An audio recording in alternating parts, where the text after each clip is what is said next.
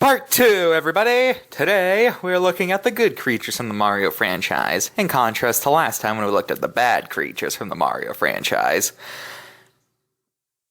I don't know what else to say, let's just get into this. Toads are a group of humanoid creatures that have mushrooms on their head. Toads don't really have any special abilities, like they don't release spores as a weapon or anything like that. Well, they do in Smash Brothers, but that game's not canon, so... I don't know. It is implied, though, that Toads are super strong, since in both Mario 2 and 3D World, Toad's the strongest character, so maybe they're tougher than they look.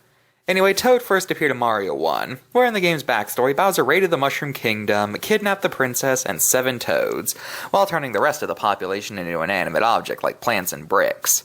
Oh, by the way, a lot of people say this makes Mario a murderer since he can break blocks, but the manual clearly states that they become the bricks that have coins or power-ups in them, aka the bricks that are impossible to break. So yeah, stupid dark fan theory busted. I love doing that. Anyways, since then, Toads have become a staple character of the franchise, usually as NPCs, but some games like Mario 2, the console New Super Mario games, and Mario 3D World have them playable. And Toad was the main character in both the puzzle game Wario's Woods and Captain Toad Treasure Tracker. Oh right, Captain Toad. In Mario Galaxy, we were introduced to the Toad Brigade, led by Captain Toad. He became a sort of breakout character after this. He was playable in Mario 3D World, and he got his own game, as I just said. Because of his heavy backpack he wears, he can't jump, so anytime he's playable, instead of platformers, we have puzzle games instead. One source of confusion regarding Toads is the fact that they're both a character and a species, and it's pretty ambiguous as to which Toad is the Toad that's called Toad, and it's also ambiguous if he and Captain Toad are the same entity. According to one game, though, there is no one Toad. Every time we see a character called Toad, it's actually a different Toad every time.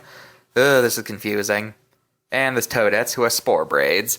She was made up from Mario Kart Double Dash, since that game required every character had a partner, and Toad, he was an important character, they couldn't just leave him out, but he didn't really have a fitting partner, so they just made up Girl Toad and called it a day. I say that, but Toadette ended up becoming a really popular character. She even started appearing in main series games, which is a status not even Waluigi has done despite being far older and more popular, so... she must be pulling some sort of strings. I don't know. Anyway, that's Toads, and I'm getting tired of saying that word. Yoshi are dinosaurian creatures. They have bulbous snouts, prehensile hands, apparently they have clawed feet, and their most notable trait is their chameleon-like tongue, which can be used to grab things to eat them. Yoshi's first appeared in Mario World, where when you find an item block, a Yoshi can come out, which you can then ride.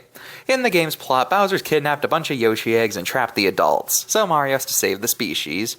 Yoshi are colorful, as we've seen them in basically every color except gray, though brown Yoshis haven't been seen in a while, so I'm just going to assume they somehow went extinct. After their breakout success in Mario World, Yoshi's got their own series, Yoshi's Island.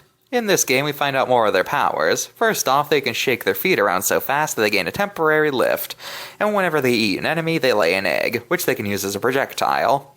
Speaking of eggs, this aspect has led to much confusion over the years regarding how Yoshi's biology works. There could be an argument made that they're asexual creatures that can reproduce without a mate, but the more common fan theory is that the eggs males lay is actually their droppings, which, considering they lay them when they eat things, that would actually make sense, even though I kinda hate the idea. Is it an egg full of poop? Why do they need to put it in a shell? Ugh. This theory makes sense, but I hate it. Another source of confusion is that, like Toad, there's both a character and a species called Yoshi. Great. Anyway, Yoshi. Very popular, very cute, protagonist of the franchise, very lovely. Then we got Birdo. Birdos are strange dinosaurian, I guess, creatures that have holes on their face that shoot eggs. Like Bob-ombs and Shy Guys, Birdo was not originally a Mario character, being created for Doki Doki Panic, the game that became the American Mario 2.